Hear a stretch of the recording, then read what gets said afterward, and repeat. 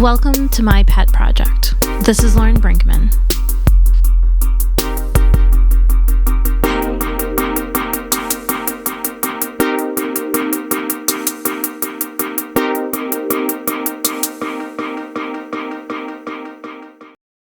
On December 10th of 2025, we had the opportunity to visit Animal Harbor, which is a 501c3 nonprofit. They are a shelter that limits their admission, so they take in the animals that they can in the Franklin County area.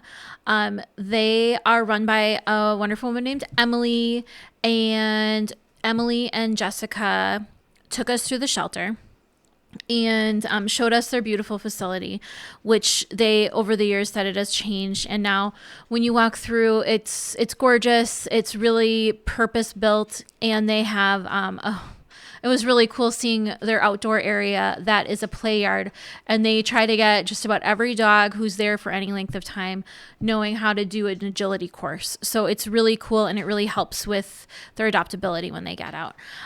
They work hard to transfer animals out. We take a number of their cats, especially. They have some really cool community cat rooms where there's a few cats living in there. They have a beautiful new transport van, which actually made it up to help some animals come up to Wisconsin once, and it was great meeting some of their board members when they came out to Underdog, and we were able to give them a tour. Just really good people who truly care about the animals. They put a lot of thought into everything that they're doing for each pet and try to give them all the mental and physical stimulation they need to be healthy while they're in a shelter. So without further ado, this is our tour of Animal Harbor in Winchester, Tennessee. So this is our hold area. We call it tees. You call it what? Tees. Tees? I don't know why. Some of our kennels are broken, but right now these are all owner surrender puppies. These just came in actually a few days ago. Mother's apparently a beagle. Oh my goodness. Oh, I didn't see the other ones. And this one's actually going to Wisconsin. Leafs? Yep,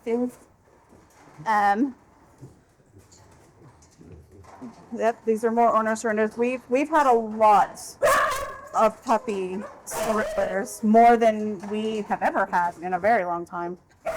And are you, like, besides owner These are the Underdog. Oh, cool. How, besides owner surrenders, how does intake work? So most of ours are owner surrenders because we are limited intake. So we have a waiting list, and we ask that people hold them, and then we'll get them in if we have adoptions or rescue commitments. That's the only way we can move anything is if there are, and rescue commitments are our biggest way of moving them. Okay.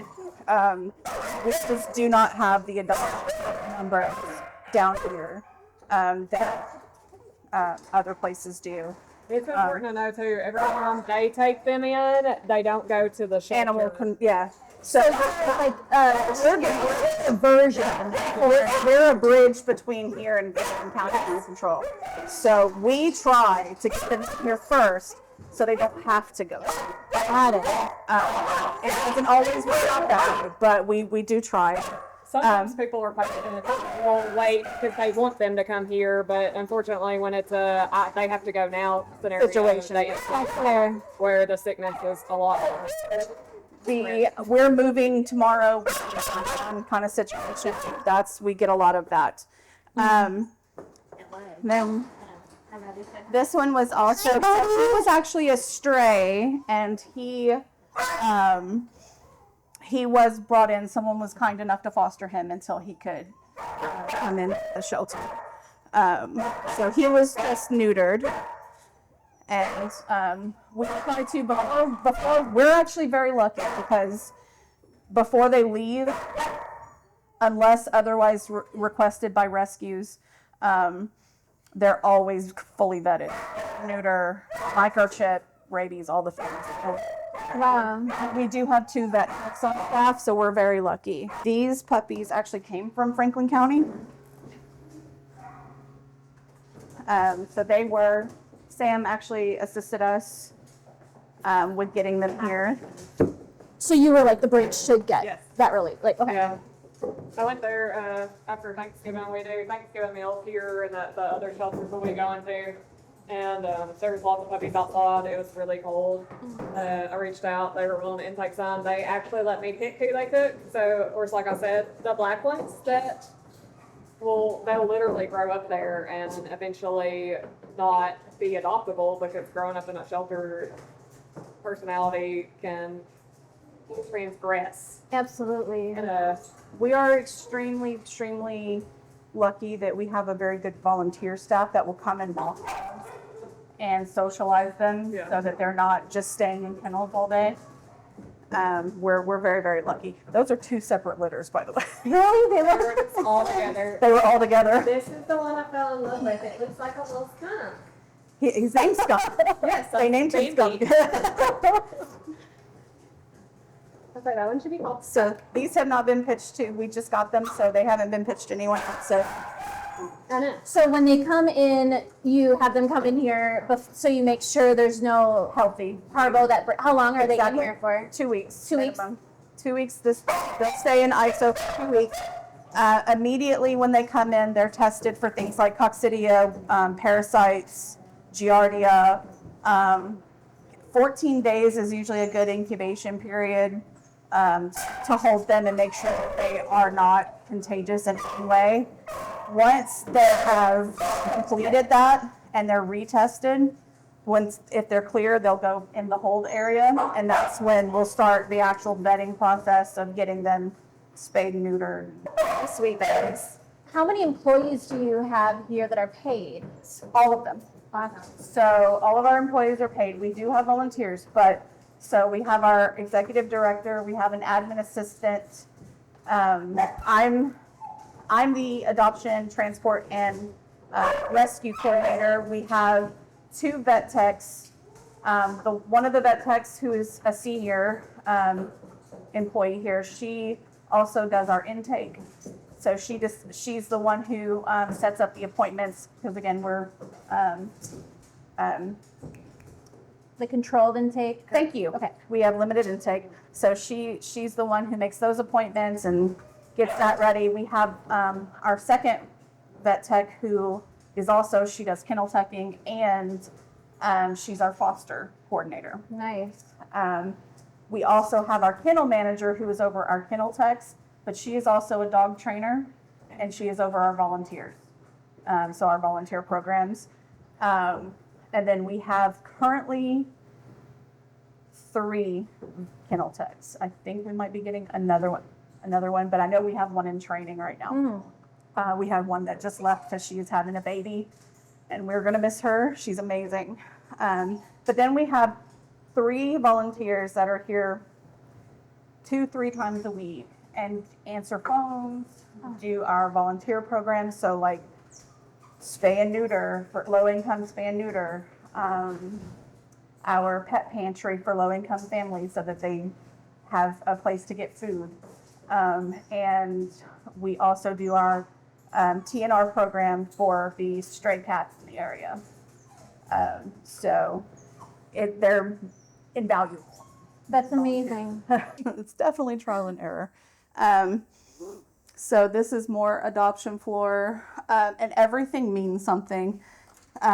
So he is people reactive, essentially.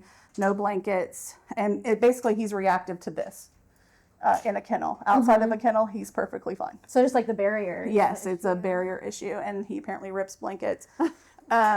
These are broken, so they're closed. She is perfect, so she just doesn't have anything. He's actually at my house. Oh. And he was at our shelter for about 8 months before he came to our house, and we're trying to get him used to being in a home so that he can be adopted, because he's never been in one. Wow. So his brother actually left before him. She's another one that's been here for almost a year and broken. And he is one that has been here for a year. And he is also, unfortunately, becoming very reactive. So, Do you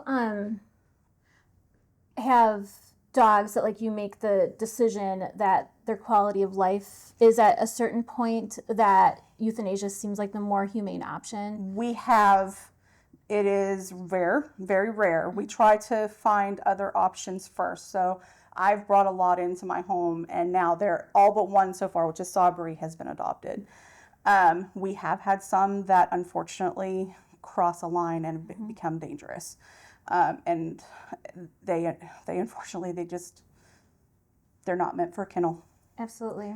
And because things can be very slow, they lose their mind, and it becomes dangerous. People have been bitten, and dogs have been hurt. And it just, so yeah, we have had to make those decisions, and they're very hard decisions, but And we do that too. You know, it's it's an unfortunate side effect of all of this. So it unfortunately is a necessary evil, but it is what it is. But we do try at least every avenue before making that decision. And our kennel tech, not our kennel tech, our kennel manager, who usually is the one that takes them, to spare everyone else, because we get very invested. absolutely. And it's heartbreaking. And she's just as invested. Like she's a dog trainer. You know, that's her job, is to save lives and make them adoptable. And I think she internalizes it. And yeah, it's hard. So but she'll do it because she's a rock star. Wow. The rest so this area right here is our cat adoption floor. And we have technically 5 rooms. I gotta turn it on here. This one's twin. Actually, he might still be in here. That might be him. Is going to Underdog. His name is Butterball. Butterball. And the babies. And we try to decorate and give them as much enrichment as possible. So they have all these places that they can jump. That height. And the reason we have these is not just for our employees. We also have an event that our foster coordinator arranges called Paws and Pages, which is why we have this set up. And it says a new chapter is about to begin. So we have on certain Saturdays, which we're about to have another one coming up, which is why all of this is decorated. We have families come in, and we're going to have a Christmassy pajama party this time. But they come in and they read to the cats. And so they'll go into all the rooms. They know who they're going to go see. There's 2 cats in here, and I'll tell you about them. Sounds like an active storage room. There are 2 babies in that one. And yeah, so there's books over there, and we have refreshments, and there's like different activities for kids to do. It's a lot of fun. That So sounds amazing. it's brought a lot of awareness and more volunteers. Yeah. So this is our resource room that I was telling you about. We have arranged it to where it's more like a home. Mm-hmm. And so has sounds like a home, has a little couch in there, and 2 cats that stay in here. Hi, Inspector. Hey guys. Hello. And there you go. She has it decorated. Paws and Pages. Hello. So these 2 have been with us for almost 2 years. They are brothers. This is Ducky, and this is Inspector. And we consider them bonded, unfortunately. And he has trichotillomania.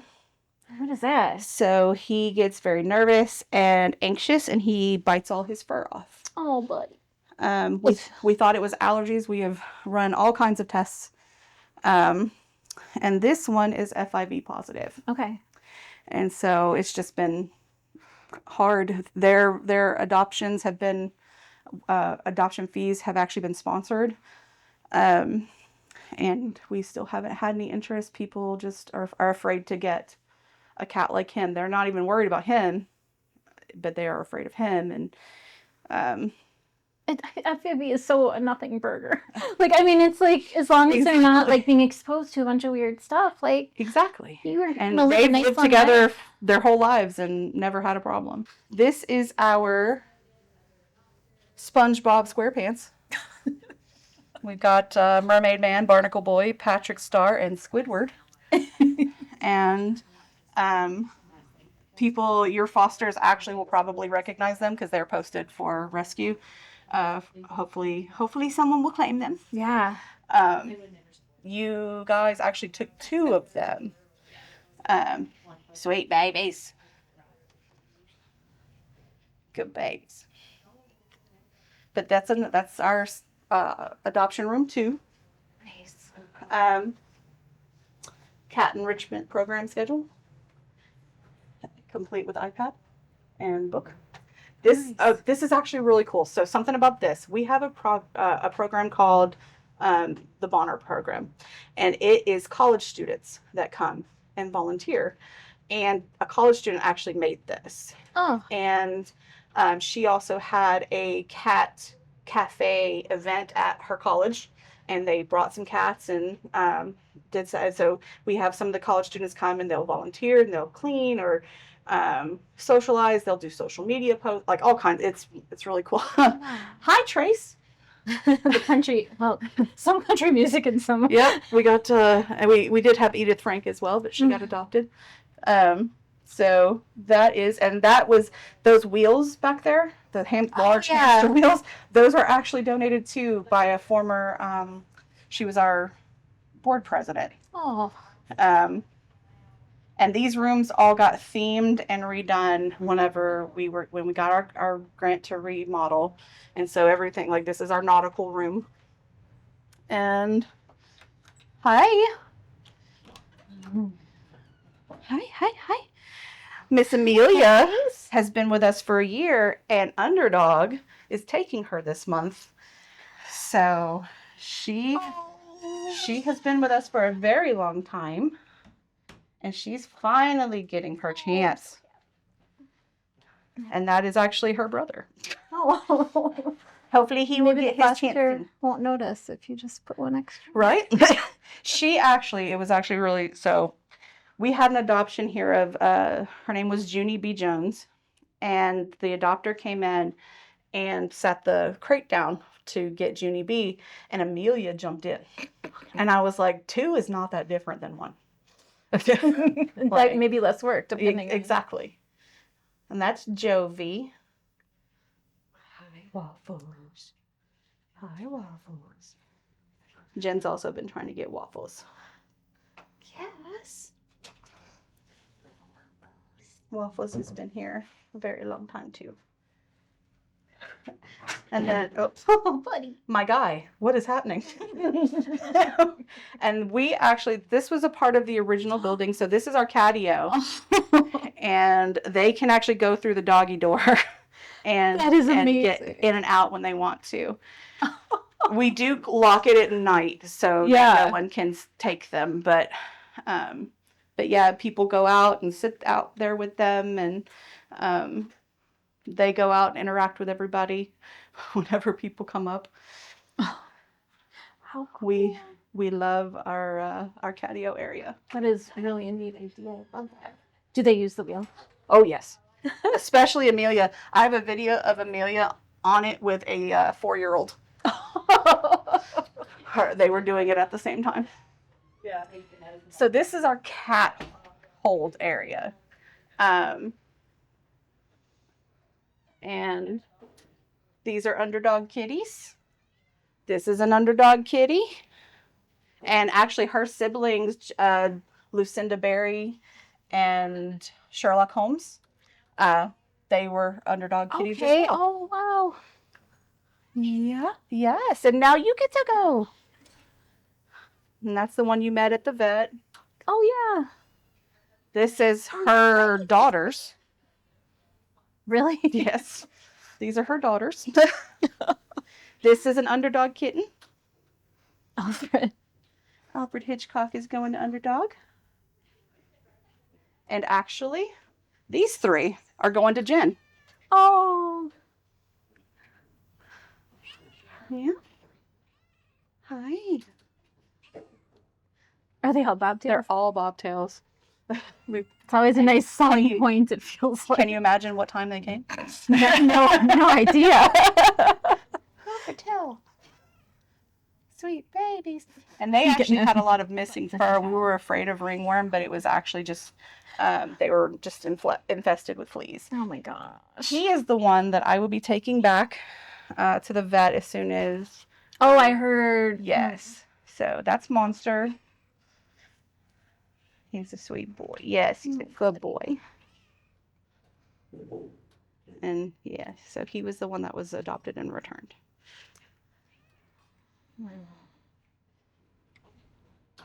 And he was actually reserved twice, and they backed out twice. Really? So he is technically still available. You seem like Also never met a stranger. I am serious. Get me out of here. So this is our ISO area for kitties. We're not touching any of them because they're most of them contagious with something. So his sister was just adopted, but he was another one that was thrown from a car. Him and his sister both were thrown from cars, and both of them. So we had 3 broken hip kittens at the same time, all from being thrown out of cars. That's Steven Spielberg. He is actually adopted and leaving on Friday. Mia is actually not here. She is. Hi, Angel. This one is sick, but these two, this is Yin and Yang. Oh, wow. And they were also supposed to be adopted, and then they backed out. So, but now they all have coccidia. So this is the outside to the inside kennel, the inside run. So we do have indoor, outdoor guillotine doors, which is why a lot of them are empty right now because they're broken. That is Gandalf the White. I am hoping that one day he will be an Underdog alum. He is called the Gentle Giant because he is also perfect. What? So why do you think he's still here? Because he's big. How old do you think he is? He is estimated to be about 2. And everybody loves him. So I'm perfect. I'm just a good boy. Has he been good with other dogs? Mm-hmm. And have you seen him with cats? So cats are a no-go. He's a little too interested in them. He never tried to hurt them, but it's like we don't want to find out. Yeah, absolutely. Yeah. Hi, my angel.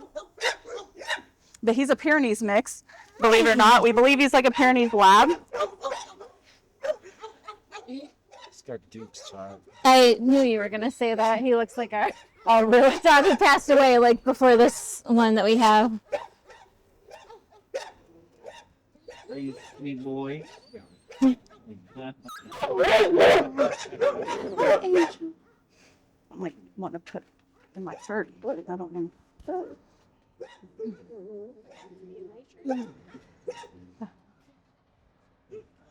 Thank you. So this is, a lot of them are not great behind barriers. Yeah. That one is Neville. That's our longest resident, and probably our biggest concern. Mm-hmm. We actually did a video on this one at the end. Her name is Coco. She's about 5, and she was owner surrendered. I believe they were moving, but she's always been in a home. And when she's in a kennel, she spins constantly. Oh. But you put her in a home setting, like we have a resource room over there that's like a home style. Mm-hmm. She'll go to sleep. She's great. So we're really hoping I got an application for her 2 days ago. Oh. I haven't heard back yet, but I'm hopeful. They're actually in Ohio. Saw her from TikTok. Wow. Yeah. So you really are going viral if it's getting all the way there. Yeah. Wow. And then she is actually adopted and just waiting to leave. Oh. We've had quite a few dog adoptions lately, so we're So, which is why we're not normally able to take puppies because of usually how many adults we have. Yeah. And because of all the adoptions and rescue commitments, we've been actually able to do that. But we go back inside. Yeah, it's a little cold. We were actually very kindly gifted a van. Oh, wow. So what's your plan for it? I feel like there was like a Well, million that things is you what could do took it. all those animals to Underdog that day. So was it like a car place or was it like? No, it was a single person donor. She, I can show you we custom fit it and everything. Oh my gosh. So it has like built-ins. I can show you the inside. I just don't have the keys on me right now. I would love to see that because I feel like, I don't know, I mean, you guys have it, so. That was our old transport vehicle. It was not doing when I first joined Animal Harbor, they weren't doing as many transports. They weren't moving as many through rescue.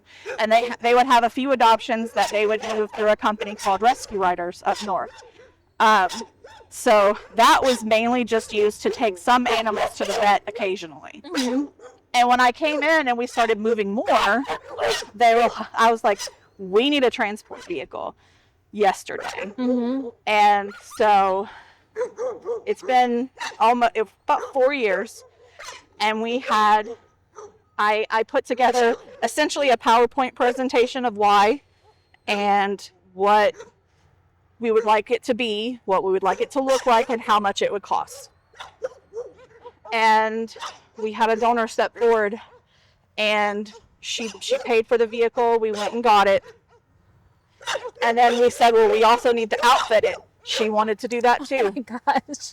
And she outfitted. And she remains anonymous. And so the Bissell Pet Foundation is who actually donated this. And all the equipment, the fencing. We have actually running water out here. Wow. And a water fountain. Because, summertime's very hot. Yeah. We have pool parties for the dogs. We have like themed things in the summertime. But it's mainly used so that they're not just in those runs all the time. So what ends up happening is the volunteers come, they essentially check out a dog, and they'll walk them around, and then they'll bring them in here, and that's when they'll get to interact with other dogs. And the volunteers are the ones training them, and every single dog at our shelter can do every single obstacle. That's amazing.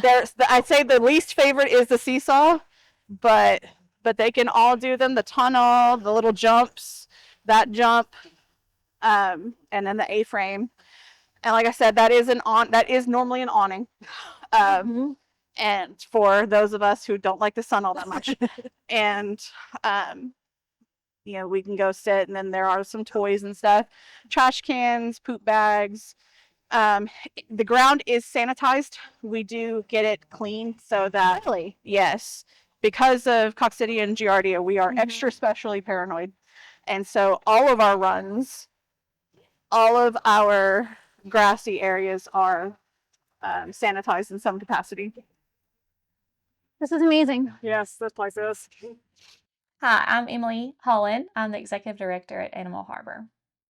How did you get into this mess? What got you into question. running this beautiful shelter? So I came, 2019 was my first year. I actually have a background in ecology, so I study birds. So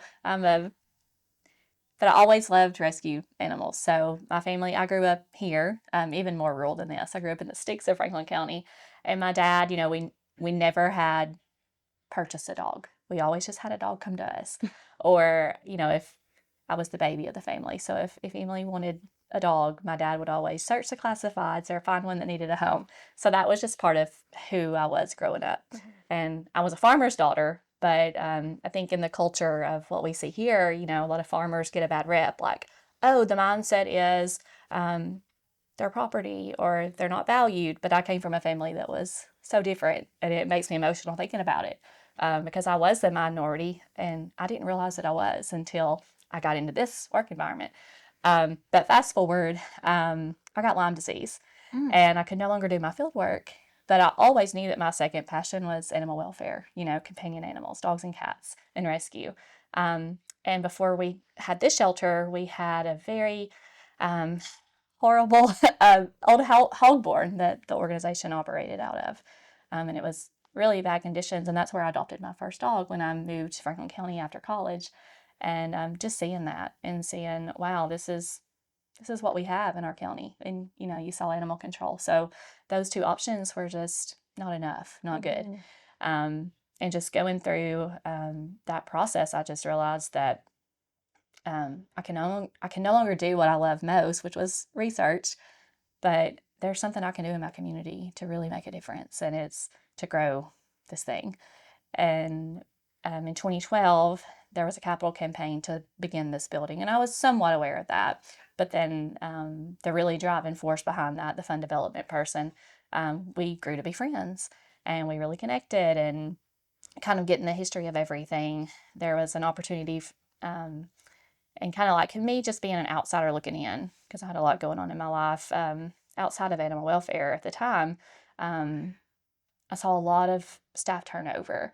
I saw lack of leadership. And so when a shelter manager position came open, I said, wow, maybe I could do that. So that's how I came in. Amazing. A shelter manager. And at that time, we had a board that was some of the original founders, and a board that, kind of tied into the same system of, like, this is just the way we've always done things. Let's just try to maintain. And I realized that wasn't enough as shelter manager. And I really started cleaning up things operationally. Getting a transport program was like number one on my list, because I saw we can't just adopt pets out here and expect them not to come back. So when I looked into the statistics, it was 25%. 25% were coming back to the shelter, and that was cats too. So we had to leave kennels open every single month. So that's how the transport program evolved. I said, we just don't have enough homes here to really push the numbers that we need to out of the shelter system. But yeah, it just came from, I joined this job for a passion, and then it just grew into, I saw the potential, what we could do. I really built a strong support system as far as donor base goes and staffing, and grew that to where now I'm able to focus on mostly board development and fund development. That's amazing. Which is how this place has grown like it has. And why we have such a beautiful place is because I have been the person that's been able to focus. I said, I know if I get a good team in the shelter like Jessica and all other staff members that you haven't met, then I can do the things that are really going to move the needle. Absolutely. Wow. So before you got funding to do this beautiful remodel here, was this facility still was like the brick, was this the bones, or did you move from a different place? No, this was still the bones. Okay. Just last year is when we did the renovation, so we completely redid the floors. They were pretty bad. All the drywall in the kitty rooms was coming, we had drywall coming off because of all the kitties over the several years, because we started operating in this shelter in 2015. So, it had several years on it. And obviously, when you go through dogs, there are still some quality of life things that need to be improved. But my biggest thing was I hated tease that kennel area, because there's no access to the outdoors. There's no open air space. And that's kind of how the agility area was born. And we really started developing our programs for volunteers. So now we have dog enrichment volunteers, and they're not here today, but they come every single Tuesday, Thursday, Friday, Monday. We have special cat programs on Saturdays where people come in, and we have consistent volunteers during the week. And that was huge for what we had. But yeah, last year we did get a grant to renovate, and so we focused on the aesthetics and just making it a nice place. This room for the special animals that just need to come in and have that extra homey space. We bring dogs in here to decompress that really need it, and just a good space for the community, because we want our shelter to be a hub for the community. Enrichment programs and bringing the community in. So when I first came in 2018, yes, we were allowing the public to come in. I think that a lot of it was just unstructured. So many times we would lose volunteers, or we would have volunteers honestly not in safe conditions, because I remember, kids going out and opening up the outdoor runs, and some of our dogs wasn't compatible with children. So I saw a big safety concern. So of course I didn't want to shut down volunteering, but what can we do to enhance the experience and maintain safety was the biggest questions that I asked. So that's how the programs that we have now are developed. So it's more of a controlled situation. Even with our volunteers that come in weekly, we like to know that they're coming so we can prepare for them. So the enrichment items are out, and the cats are ready, and the staff's ready to welcome those in. So it's still very open, but we try to create structure to maintain just to maintain the safety. Absolutely. It seems like you have such an organized setup. I'm just so impressed. So what do you think, like, what problems or what challenges do you feel your community has that lead you to need to exist? Sure. Okay. So I guess we'll start at the big one, spay neuter. I think there are so many people that don't think of it, don't consider it. And I say often, because we have great spay neuter programs. We've had those since we've existed. And so you have to ask yourself, why does the problem still exist if we are really invested in these programs that are meant to work? Mm-hmm. And I think it is exactly what I said. Like, there's a group in our community that we just can't reach. Like, we are having a really hard time reaching people and kind of shifting that mindset. So I think that's the biggest thing when you look at overpopulation, right? And also just the standard, right? The standard of care, the expectation of what it means to be a good pet owner. I think those things are really limited in our community. I think many people think that, giving them a place to live and feeding them is enough. And we know, as animal care professionals, that that's not enough. It will never be enough to really, keep these babies housed and loved the way they need to be, and vetted. So that's a problem. And I think that really translates into who we're able to adopt to as well, because our standards are really high, and we are very open in working with individuals, but some individuals just aren't willing to work with us. So there's a disconnect there for sure that we see. Yeah. How do you do you get your funding mostly from donations? And then, I mean, you're a magician with writing grants. It sounds like, it just sounds like you've been so successful from the work you've put in. I would say, well, the statistics right now, if I looked into a given year, and I would say the past 2 years of operation, it's been about 86% individual donations. So it is largely, and I think that's a beautiful thing about our community, and not just our local community, but community members across the United States or in other areas that have a relationship with us. Relationship building is so important when talking about funding. And that has been my focus, like those relationships that we know we have people in our community and beyond that care about what we do. So how do we connect with them and get them to invest in our mission? So yeah, 87% is individual donors. I would say about 10% is the grant, depending on, last year we had the bigger grant, but grants to me come and go, right? They're not reliable in that every single year that you're going to get those. So I try to focus more on individuals, but at the same time, we do have 3 or 4 granting organizations that do generally repeat their grants each year. So that's really nice to know that we have that. But even before my time, the organization was really wise when they had a director. We had one director before that also did the capital campaign. So she was, nonprofit and fund development savvy. And lucky for us, she developed the Life Preserver program, which is our monthly donors, our annual donors that come back each year. So even that alone, we're at about 30% of our revenue coming through those consistent donors that show up every single year. So when I say our community is amazing, like the ones that really care about us, they're so close, right? Yeah. And they're willing to, every time I ask, give a donation, and that's huge. What do you think your annual estimated intake is? For animals, Yeah. it varies year to year, depending on like all the other factors that are sometimes playing against us, of course. But on average, we process about 500 each year. Okay. Wow, that's a lot. And I think my final question, and I'll give you the chance if there's anything else you want to say, but what if you had all the money in the world and all the time and the resources and the right people, what do you think would be the solution for Right. all the problems we see with either overpopulation of animals or like what would put us out of business? What do you think? That's a great question. I think, and I watch what you guys are doing, and I love that you have the clinic. I think that is essential. I think so many people in our community do not have access to vet care or affordable vet care. And I say all the time, if we could get ourselves out of rescue, we would be a low income clinic. And we would support our community and keep pets in homes. Mhm. So that's huge. Yeah, I think that is a big part of it.